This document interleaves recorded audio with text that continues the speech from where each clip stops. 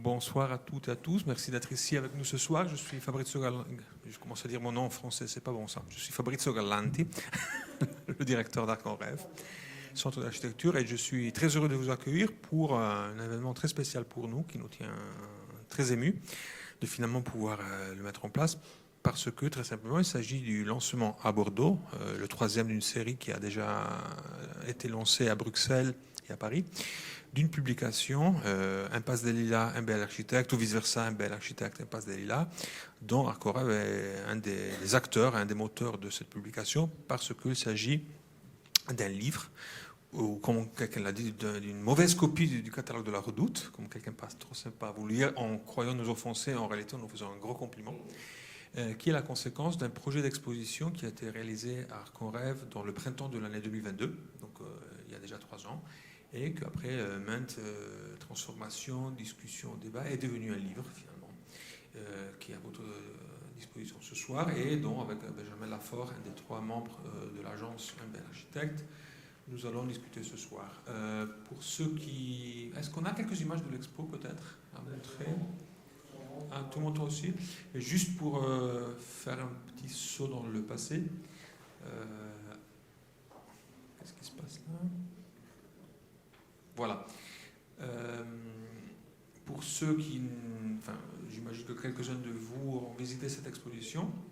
Donc il s'agissait d'une invitation avec grand plaisir à Arc en Rêve à adresser à l'agence MBL Architecte. Et si tu te souviens, la commande était assez simple et méchante. On a dit à MBL, vous avez la grande galerie d'Arc en Rêve à disposition, donc 450 mètres carrés, un certain budget, et vous avez un mois et demi pour nous faire une proposition d'exposition. Vous avez accepté le défi en revenant vers nous avec une proposition qui nous a immédiatement séduit pour sa simplicité, sa clarté, qui était celle de ne pas imaginer cette occasion comme la possibilité d'une rétrospective du travail de l'agence, ou pas seulement ça, mais plutôt un dispositif extrêmement complexe où agiter pas seulement donc, les projets dont l'agence a été auteur au long des années, mais surtout les imaginaires, les références, la construction d'un paysage psychique qui est à la base de leur travail, en imaginant que ce récit, qui finalement est un grand récit de la condition suburbaine ou périurbaine, pas seulement en France, aurait pu entraîner des réactions, des réflexions de la part du public, vu qu'effectivement, avec eux, on a découvert que le 40% des Français habitent effectivement dans une situation qu'on peut nommer comme périurbaine. Le titre aussi a été établi assez rapidement. Donc, Impasse des Lilas est un des titres très fréquents qu'on trouve dans les quartiers pavillonnaires au large de la France, et qui correspond à une vision un peu mythifiée de la vie suburbaine. Donc, d'un côté, l'impasse, qui est une notion de privacité, et de l'autre côté, des plantes, des fleurs, qui pas nécessairement sont présentes sur le site où se trouvent ces rues. Et ceci nous a semblé très intéressant parce que le regard, on va discuter, porté par MBL par rapport à ce territoire, est un regard qui est critique, mais aussi affectueux. Donc nous étions un peu fatigués aussi d'une narration parfois un peu simpliste qui attribue à ces endroits un manque de qualité vis-à-vis du patrimoine, vis-à-vis de l'histoire. Et à contrario, nous avons trouvé un récit extrêmement optimiste, mais optimiste pas d'une manière naïve, bien conscient des nombreux problèmes qui sont sous-jacents à ce type de développement du territoire, mais quand même un lieu d'une certaine richesse, d'une certaine complexité des relations humaines, et donc il mérite d'être regardé avec attention. Et il a été regardé dans cette exposition à travers un choix de plus de 150 objets, œuvres d'art, dessins, récits, qui ont été aménagés d'une manière très libre. Si vous vous souvenez, la référence amenée par un bel architecte était celle du marché des puces de Kyoto, où le vendeur donc étale sur le sol, mais comme étant au Japon avec beaucoup de rigueur et de bonne géométrie, les objets qui sont mis à la vente. Et ce grand marché aux puces du périurbain a été offert par un BL architecte à nos visiteurs. Nous sommes très contents d'être ici ce soir pour parler du livre parce qu'il fait partie de notre stratégie. Donc on a transformé un défaut en une sorte d'avantage. On a des difficultés, comme toute institution, à sortir le catalogue le jour du vernissage. Mais en réalité, on a bien compris que c'est une très mauvaise idée de sortir les catalogues le jour du vernissage, parce qu'ils sont produits tellement en amont de ce que est vraiment l'exposition, qui ne permettent pas vraiment d'être en prise directe avec l'exposition. Et surtout, il ne profite pas du fait qu'une bonne exposition comme celle-ci, nous croyons que c'est une des très bonnes expositions qu'Arconrev a pu mettre en place, une bonne exposition est un outil à réflexion, un outil à réaction. Et donc, effectivement, les textes que vous retrouvez dans ce livre sont des réactions aussi qui ont été stimulées, qui ont été développées grâce à la fréquentation de l'exposition de la part des auteurs. Donc, pour nous, cette exposition et celui sont intimement liés. Le livre n'est plus et ne veut pas l'être le catalogue d'exposition. C'est une nouvelle plateforme, un nouvel outil de réflexion. Et je suis extrêmement content de vous avoir ici ce soir. Donc le format assez simple. Donc Benjamin va nous présenter pendant, je crois, une demi-heure le livre. Vous l'avez, quelques copies qui circulent dans la salle. Et l'idée après, c'est d'avoir une conversation très ouverte par rapport aux nombreuses questions qui sont évoquées dans cet ouvrage, qui a été réalisé donc en coproduction entre Arconrev, Centre d'architecture, Hackathon, qui est une maison d'édition basée à Bruxelles, avec une liste d'invités que vous retrouverez assez excitante de contributeurs à cette initiative. Benjamin, à toi. Bonsoir à tous. Merci d'être là, d'avoir bravé le soleil et la fin de journée. Fabrizio, tu as tout dit déjà. Ma présentation va faire 10 minutes. Tout d'abord, merci beaucoup. Merci Fabrizio, merci toute l'équipe d'Arconrev pour déjà l'invitation en 2022 pour cette exposition et puis d'avoir eu la patience et l'enthousiasme de développer ce projet avec vous pendant 3 ans. Ouais, la présentation, ça va être en 2 temps. Alors, un petit retour pour le coup rapide sur l'exposition, parce que notre réflexion sur la publication émane clairement de l'exposition. En fait, on a considéré l'ouvrage à la fois comme on a considéré l'exposition. C'est-à-dire qu'il y a une difficulté de faire des expositions d'architecture, puisque souvent, ou celles qu'on connaît, ou celles qui existent, consistent à montrer des projets, et comment on montre des projets par des maquettes et des photos. Et on a pris ce postulat de ne pas faire ça, mais plutôt proposer un parcours, plutôt proposer une ambiance et considérer l'exposition elle-même comme un projet d'architecture. Et c'est en ça qu'Arconrev nous a permis de développer ça. Et c'est en ça aussi où il y a un texte dans l'ouvrage de Philippe Ursprung, où justement il réfléchit sur l'histoire, ou du moins l'histoire du XXe siècle, des expositions d'architecture, et qui juge, alors ça a fait polémique déjà, qui juge plus intéressante que les expositions d'art contemporain. Donc l'exposition, en fait, on l'a conçue déjà à partir du lieu, c'est-à-dire que la grande salle d'Arconrev, elle a 6 espaces, et donc en tant que bon élève, on a conçu 6 chapitres, un chapitre par espace. Le point de départ, et qui est le titre de l'exposition, c'est Impasse des Lilas, et c'était important. Voilà, et c'était important pour nous, et c'est aussi comment on travaille, de nous situer en tant qu'architecte. Et en fait, puisqu'on provient de ces impasses des Lilas, on provient de cette culture pavillonnaire, on provient de cet urbanisme des périphéries. Et justement, dans le titre, qui est une exposition d'architecture, l'architecture n'est pas convoquée. Il y a la question de l'urbanisme avec l'impasse et la question du paysage avec les lilas. C'était la photo de l'ouverture de l'exposition.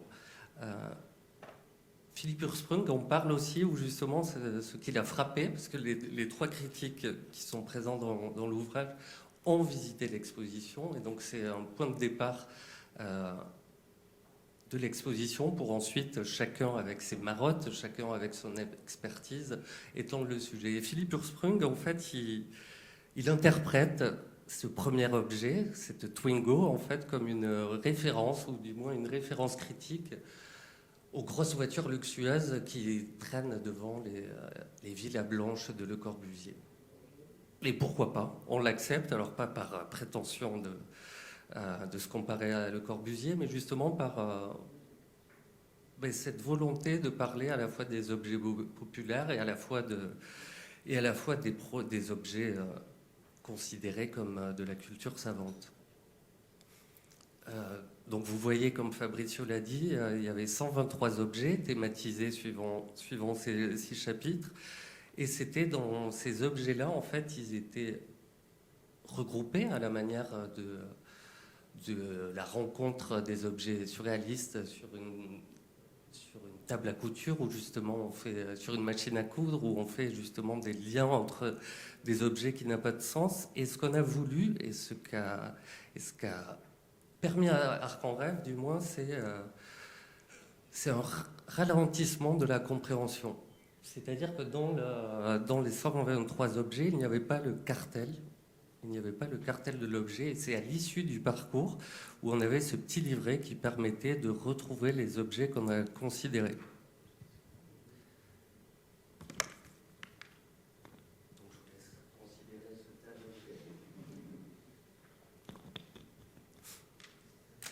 Et qui justement, cet objet-là, ce livret, en fait, qu'on pouvait considérer comme le catalogue de l'exposition. En fait, donc, hop, il était réglé. Et donc, c'était à chaque fois à la manière d'un roman médiéval où chaque élément qui était exposé était redessiné, donc une interprétation d'architecte, et il y avait des petits haïkus qui donnaient une indication de lecture ou une indication de compréhension de cet objet. Donc là, je vais y arriver. L'expo a terminé en septembre, avec la nouvelle politique ou le nouvel enthousiasme d'Arc en Rêve sur les publications, justement, de s'ouvrir à différents éditeurs, que chaque projet éditorial soit lié à en fait une communauté, une communauté des architectes. Donc on a tous décidé d'un commun accord de travailler avec la revue Hackathon, qui est composée de 4 personnes, donc Carlo Menon, Sophie Dars, qui sont architectes, Ismaël et Orphée, qui sont 2 graphistes, mais justement on va arrêter d'employer le mot graphiste parce que tout leur travail éditorial et leur collaboration à 4 consiste à la fois être critique par le texte, mais aussi critique par l'image. Et ça, c'est par l'assemblage d'images. Et donc, ça va être tout le travail qu'on a développé avec eux. Hackathon est basé en Belgique, et donc c'est une revue qui amalgame des gens bizarres, des architectes un peu disparus, mais aussi qui permet des territoires de recherche pour des pratiques contemporaines.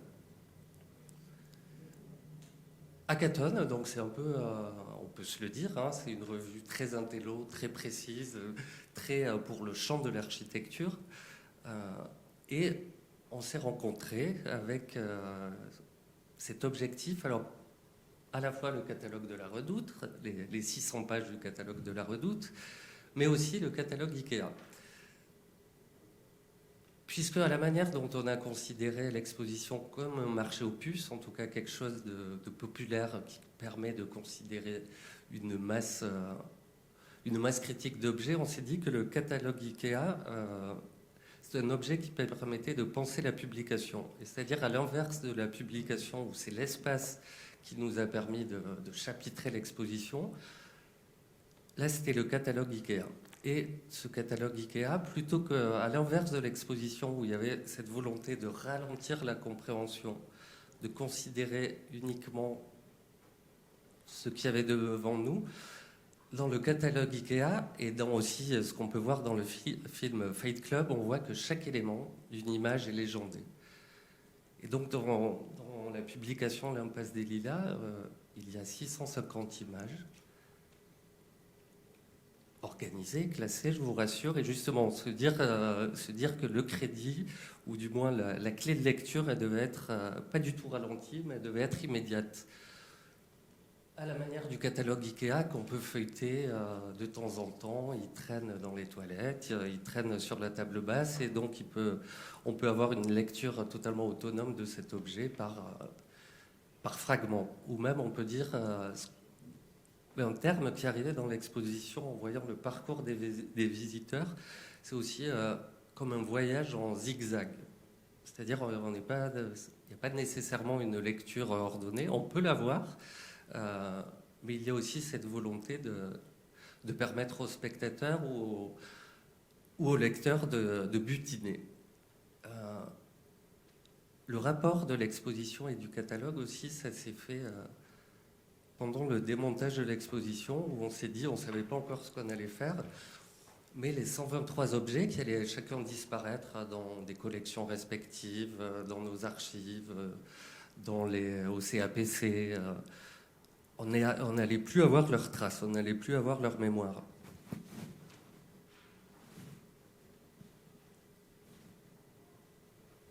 Excusez-moi, j'ai ce qu'on appelle le rhume des foins. Donc j'ai de la fièvre, et d'où le fait de boire de l'eau beaucoup. Donc ce dispositif aussi, alors je vais citer plein de noms, non pas par name dropping ou désir de distinction, c'est qu'en fait ce travail-là il est collaboratif à plein d'égards, à la fois dans les 123 objets et plus qu'on montre, et aussi dans le protocole de travail qu'on a mis en place. Donc c'est-à-dire au démontage de l'exposition, avec l'équipe d'Hackathon, un démontage, ça se passe dans l'urgence. Donc merci Cyril et Wen d'avoir permis cette prise de pause pendant le démontage. Et on a mis en place ce protocole, donc avec Antoine Espinasso, qui est photographe, qui est un photographe avec qui on a fait plusieurs séries de photos sur des projets qu'on a réalisés. Et c'est-à-dire donc un dispositif où on avait 3 cyclos RVB, un rouge et un vert, et avant que chaque objet disparaisse, il était photographié de manière très objective. On ne savait pas ce qu'on allait en faire, mais on avait la trace. Et ensuite, de cette matière-là, on a mal accès, donc d'où les 3 ans aussi, on a mal accès cette masse critique, à la fois des photos de l'exposition, mais à la fois ces objets rendus autonomes, pour essayer de les chapitrer avec toute l'équipe d'Hackathon. Dans l'ouvrage, il y a ce qu'on a nommé un texte fleuve.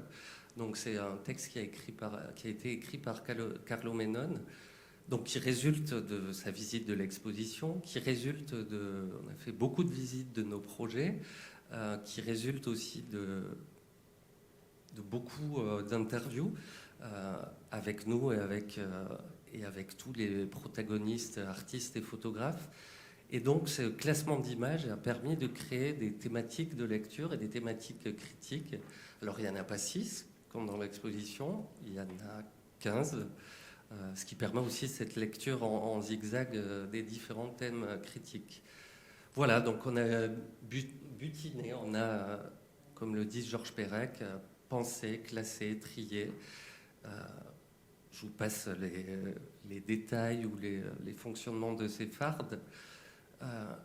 Donc en plus de nos 23 objets, il y a quelque chose qu'on n'avait jamais fait, quelque chose que Fabrizio a dit souvent à la fois pendant l'exposition et pendant le catalogue, c'est arrêter la stratégie d'évitement. Alors nous, la stratégie d'évitement, on l'a compris comme le fait qu'on ne montrait pas nos projets, ou qu'on montrait peu nos projets d'architecture, puisqu'on a à la fois on se dit que l'architecture, il faut la visiter, que l'architecture construite, il faut la visiter, et ce qu'on est capable d'exposer dans différents lieux de présentation, c'est plutôt un processus. Donc pour exposer ce processus, en fait, on a fait confiance à nos 4 éditeurs et on leur a donné accès à tous nos drives et à tous nos disques durs, qui datent depuis 2003, puisque dans la publication, il y a des projets de quand on était étudiant avec Sébastien et Florian. Donc ils ont fouillé, mais littéralement fouillé. Et ils ont fouillé parce que, voilà, architecte, on est un peu tous contrôle fric, quoi. On ne veut pas tout montrer. On veut tout maîtriser. Les photos de nos projets, on travaille avec des photographes. Et faire confiance, c'était aussi leur permettre d'avoir accès et c'est ce qu'il y a dans la publication, à des documents qu'on n'a jamais montrés, des maquettes d'études assez moches, des petits 3D SketchUp en cours, à la fois des références, des petits diagrammes au stylo oblique, donc tout ce qui constitue le secret, ou du moins les choses cachées d'une agence d'architecture. Donc voici des fragments, je ne vais pas tout spoiler de l'ouvrage parce qu'il circule. Et donc l'ouvrage qui fait 250 pages, je vais en montrer quelques-unes et peut-être en expliquer quelques-unes, puisque pour dire aussi qu'on n'est pas auteur de l'ouvrage, comme on n'est pas auteur de nos architectures, on se considère comme des architectes éditeurs. Aussi, notre pratique éditoriale, elle nous permet de considérer l'architecture avec ce rôle-là. Pas être auteur, ça veut dire intervenir en sachant qu'il y a des éléments en présence, alors que ces éléments soient historiques, soient déjà construits, qu'ils aient des précédents. Donc c'est ça, cette notion d'auteur. Et donc on a fait confiance. Je répète beaucoup le mot confiance, mais je pense que ça a été aussi dans la méthode et dans la collaboration. En tout cas, c'est laisser aux autres leur expertise. Et donc, on a fait beaucoup confiance sur les rapprochements des images, sur les rapprochements de tous ces facsimilés. Et notamment, mais je vais expliquer peut-être cette page en détail. C'est-à-dire que les rapprochements, ce n'est pas nous qui les avons faits. Ce qu'on a donné à nos graphistes, cette page, peut-être à nos graphistes, concepteurs, éditeurs, cette page, elle part de la Maison des Bois. Donc c'est une maison qu'on venait de livrer pendant l'exposition. Donc c'est la petite maison qu'on voit tout à droite, cette espèce de grille métallique où on voit le plan au-dessus. Et à propos de cette maison, il y a aussi un texte critique de Barry Berdol qui était venu à l'agence. Barry Berdol, qui est un historien de l'architecture à Columbia, qui a géré le département architecture du MoMA et qui est spécialiste du 19e siècle et de la modernité. Et donc, quand il était venu à notre agence, on était à l'étape de la conception de ce projet. Donc, il a pu voir les maquettes en cours. Sur la gauche, et une des maquettes. Il y en a eu beaucoup. C'est en haut à droite, vous avez le petit diagramme de la maison. Justement, et donc Barry Berdol, il retrace ce projet par rapport à l'histoire des maisons en verre du XXe siècle, où justement par rapport à cette matrice, et notamment le petit dessin où on voit cette gamme d'objets domestiques en porte-à-faux sur un paysage. Donc il a tout de suite rapproché avec un petit diagramme de Mies van der Rohe, où c'est aussi, on retrouve cette logique-là de la domesticité en porte-à-faux. Alors pour des raisons très diverses, Mies van der Rohe est chez nous, mais en tout cas il y a eu ce dialogue avec un historien qui n'ont pas permis des arguments d'autorité pour concevoir la maison, mais a permis de l'accompagner et du moins d'orienter peut-être certaines décisions. Le rapprochement, alors peut-être il le dit de manière plus précise, qu'il fait dans l'ouvrage, c'est à la fois ce fantasme du verre du XXe siècle, avec ce rapport à la transparence. C'est un peu ce qu'on avait échangé dans ce projet, un peu la fusion ou la rencontre entre la Glass House de Philip Johnson. Donc c'est une maison de verre en écho, en réponse critique à la villa en verre, la villa Farnworth de Mies van der Rohe. Donc Philip Johnson, sur ce territoire de New Canaan, il construit sa maison en verre, qui est littéralement une boîte en verre avec un foyer en briques qui abrite la cheminée. Donc la transparence, pas d'intimité. Mais 3 ans après, juste en face, Philip Johnson, il construit dans des proportions assez similaires la maison des invités, qui est littéralement l'inverse, qui est une boîte en briques. Et donc, il critique lui-même, Philip Johnson, ce fantasme de la transparence absolue, qui est un peu contrebalancé par cette boîte opaque en verre, en briques. Et c'est un peu ce qu'on a fait dans cette maison, toute proportion gardée, avec des usages très différents, qui est dans un territoire très différent, puisque cette maison-là est à Tassin, la demi-lune, vers Lyon, et c'est dans un quartier périphérique, d'ailleurs dans une impasse qui s'appelle l'impasse des Glaïeuls et non pas l'impasse des Lilas. Et donc c'était des clients les commanditaires avaient une volonté une maison un peu pour faire la fête. Et donc une maison un peu pour un peu se dissimuler de leurs voisins, famille nucléaire. Donc voilà, cette réponse à la maison, cette réponse à ce contexte-là, c'est littéralement une boîte en verre, mais qui est dissimulée par cette grille et qui permet à la fois de filtrer de l'intérieur, faire comme si on vivait dans une boîte en verre, mais d'être opaque à l'extérieur. Et le rapprochement qu'on fait justement à Catonne, c'est notamment le petit fragment de la maquette que vous voyez en haut à gauche, en haut à droite, qui est la maison bunker de Mathieu Mercier.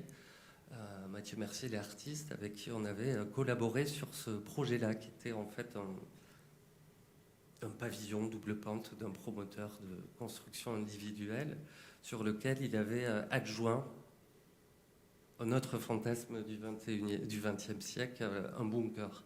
Donc avec tout ce paradoxe de la domesticité et la guerre, quoi, du ouvert et du fermé, de se cacher. Et puis aussi quelques rapprochements, et qu'on n'avait pas fait du tout, avec cette petite radio, non pas de Dieter Rams, mais de Richard Sapper, dans ce design hyper normal, et qu'on peut considérer, et qu'on avait considéré dans l'exposition, et les objets un peu de l'industrie, on les voit souvent comme des maquettes, comme des architectures en devenir. Donc tout ce récit-là, voilà, il y a 250 pages qu'on peut lire comme tel, quoi. À la fois, on peut considérer un seul fragment, mais aussi dans l'amalgame de tout, dans la rencontre de toutes ces images, créer un récit, alors qui parfois est chronologique et bien souvent critique autour d'un sujet. C'est-à-dire qu'on aperçoit un dessin technique, justement la traduction en SketchUp de toute la structure de la maison, on voit une photo de chantier à l'iPhone. Voilà, donc c'est un peu tout l'ensemble de documents qui permet et qui s'oriente vers la photo du projet, alors qui est la belle photo avec le ciel bleu, et qui est la belle photo de la revue d'architecture. Et on travaille souvent avec Maxime Delvaux, qui a vraiment ce regard de la photo objective, frontale, et qu'on fait, mais justement, puisque cet ouvrage n'est pas une monographie, le but, c'est d'expliciter ce projet dans tout le magma des documents qui permettent de le faire vivre. Alors, j'en ai une dizaine de pages, mais peut-être celle-là, c'est aussi la thématique de l'emballage, qu'on n'avait jamais conscientisé dans notre travail, avec en haut, sur la page de gauche, nos premiers projets justement d'étudiants avec Sébastien, qui consistaient à emballer avec du scotch, avec le scotch de déménagement, l'ensemble du mobilier urbain inutilisé dans les espaces publics, des impasses, des lotissements. Et donc, pour donner un signe à ces éléments, pour les faire exister. D'ailleurs, ils ont juste existé en image, puisqu'ils sont restés pendant 5 ans scotchés, puisque personne venait les utiliser, quoi. Les seuls usagers de ces espaces publics étaient nous, les scotcheurs. Et Orphée a fait un lien, à la fois comme les atlas. Comment s'appellent-elles, les atlas que tout le monde répète, comme les atlas de collection d'images, avec un fragment d'un décor d'un défilé de mode qu'on a fait, qui consistait, et justement, il y a une page où tous ces 3 séries de défilés de mode, où dans un hangar de de 800 mètres carrés, on a déployé un peu de manière... en détournant des éléments du BTP. À chaque saison, c'était un élément qu'on déclinait. Alors là, en l'occurrence, cette saison-là, c'était les pare-vapeurs qu'on retrouve dissimulés dans les toitures de toutes nos constructions. Donc voilà, c'était décliner un élément du BTP à une échelle de 900 mètres carrés, la rendre visible et aussi d'être un peu monomaniaque ou de réduire le geste de l'architecture à un élément transformé.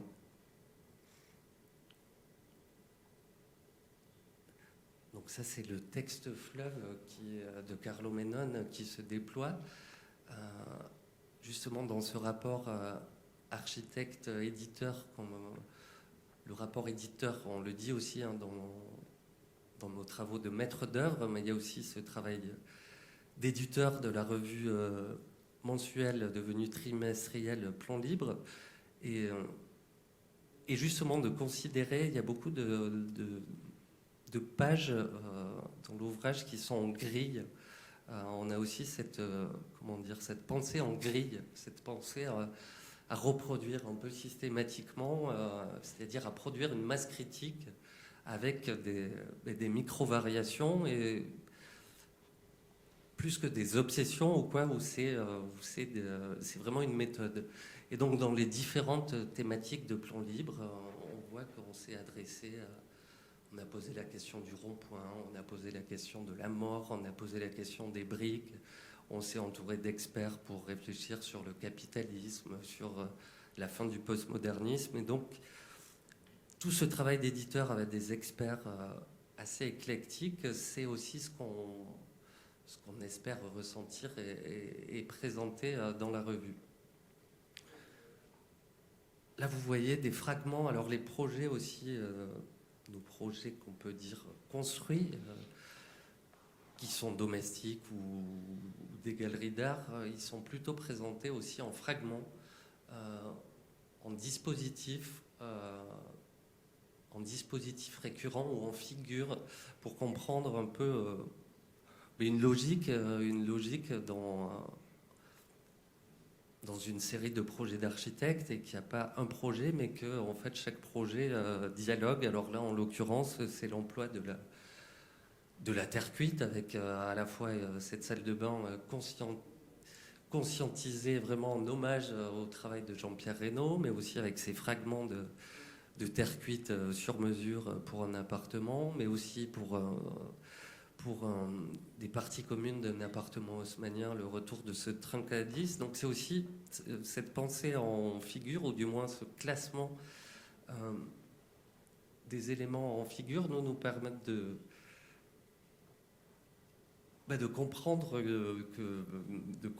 en gros l'emploi de nos dispositifs, du moins même s'ils sont pas théorisés dans notre pratique, ou du moins s'ils sont pas théorisés dans l'immédiat. Ça permet de saisir les filiations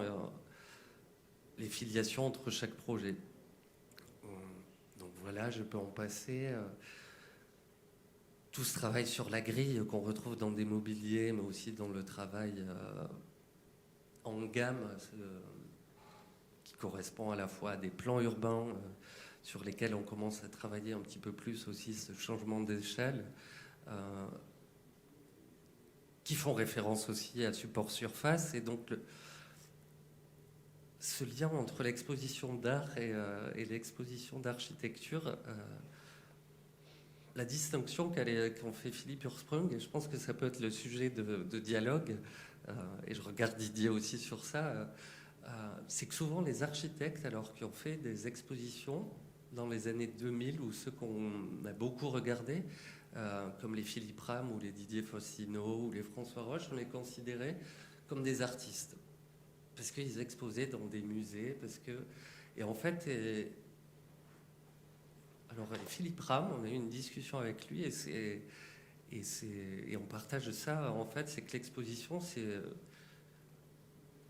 nous tels qu'on les pense, et aussi l'ouvrage, c'est clairement des projets d'architectes, c'est-à-dire c'est des territoires d'expérimentation.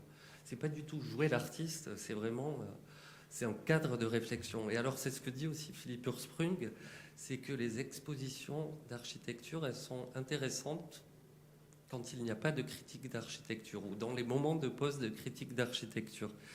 Et puisque souvent, quand il n'y a pas de critique ou de grands moments théorisés dans l'histoire de l'architecture, les expositions se retrouvent à illustrer un courant. Et là, peut-être dans des moments de post-théorique, l'exposition est un moment d'expérimenter, d'expérimenter en zigzag différentes options.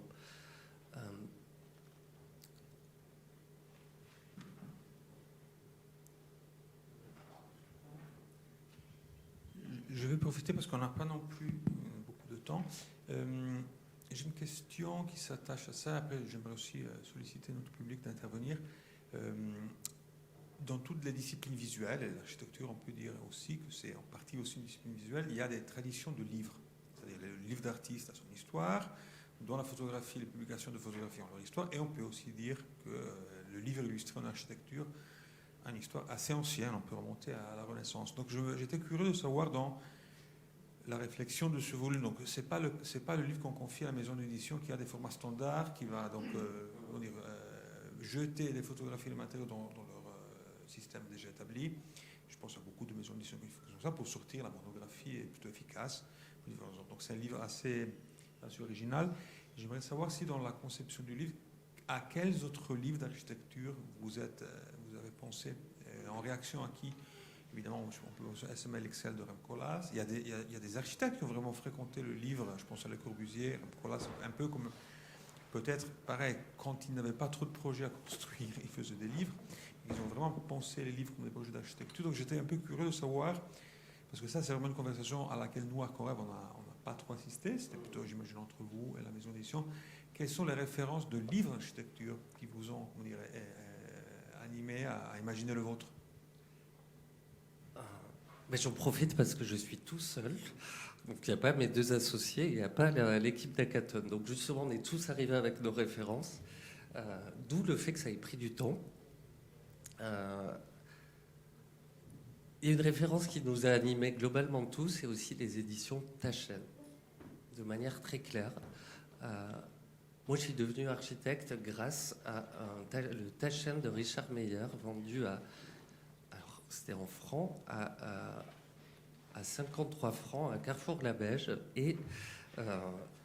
Et cet ouvrage était limpide. Et c'était écrit par Philippe de Jodidio, alors qui est très critiqué, mais de lire cette petite préface de 2500 signes, ça m'a permis de comprendre les Five Architects, de comprendre l'existence. Et en fait, cet ouvrage, alors qu'il traîne vraiment au bureau, il nous a donné une culture visuelle, c'est-à-dire les Five Architects, cette couverture de ce courant d'architectes des années 70. Cette couverture, elle traîne dans nos têtes.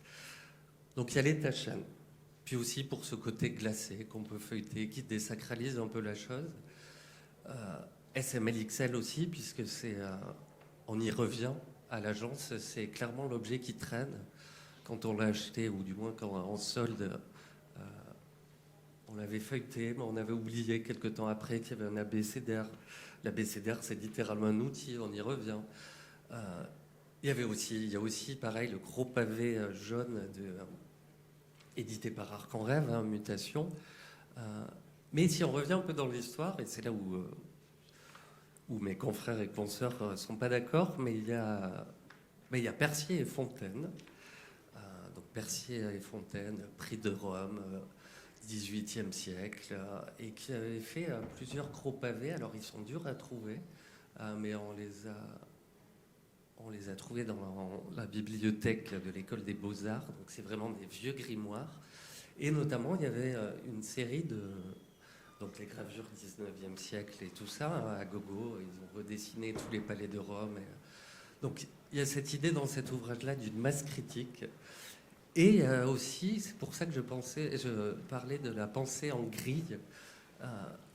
Il y avait une page vers la fin de l'ouvrage qui était une série de tombes dessinées. Donc une page, 3 doubles pages avec une gamme de 25 tombes et chacune avait leur petite légende. Et donc il y a aussi clairement, qu'on a découvert récemment, le grimoire du Philaret, donc un architecte justement qui était au bout du rouleau de trop construire et donc qui s'est réfugié dans la fiction. Et donc c'est un traité fictionnel d'architecture. Donc il y a aussi toute cette histoire du livre d'architecture qu'on a essayé de croiser littéralement avec quand même le catalogue Ikea qu'on revendique.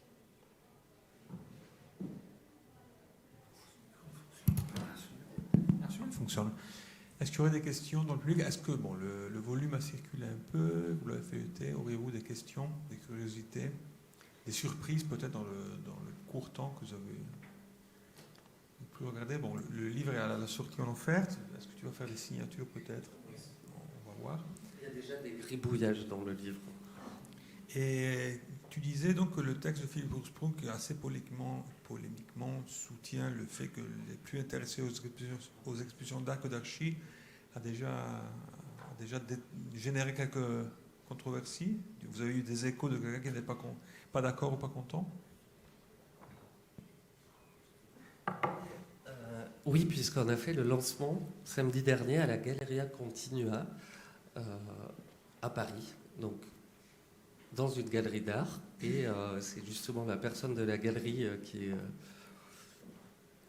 a pris ce texte comme une grosse déception. Il était là, mais... et en plus, la Galleria Continua qui revendique non pas que des expos de vente, mais des expos curatées. Donc il était surpris et critique de cette critique-là par rapport à l'écosystème de l'art. Alors qui n'a pas été trop théorisé, mais du moins déjà aussi de la déception. Comment on peut être déçu d'une exposition d'art? Et aussi, il y avait cette question sous-jacente, alors ça c'est moi qui l'ai traduit, que l'exposition est secondaire dans l'art, puisque c'est la pièce qui prime, quoi. C'est l'œuvre en elle-même qui prime, puisque dans une galerie d'art, la question du white cube et tout ça, et c'est un peu ce dialogue qu'on a dans le projet qu'on présente de notre collaboration avec la Galleria Continua, où c'est une discussion un peu permanente avec le white cube, où c'est quand même dans la philosophie de la Galleria Continua, qui est une galerie d'art internationale basée à la fois dans des friches industrielles, dans des vieux entrepôts, dans un vieux cinéma où il y a la volonté de garder quand même une histoire du lieu et de tendre forcément par rapport aux nécessités de certaines expositions vers le white cube, mais dans nos projets on se bat pour qu'on ne soit pas totalement blanc et qu'on soit presque blanc.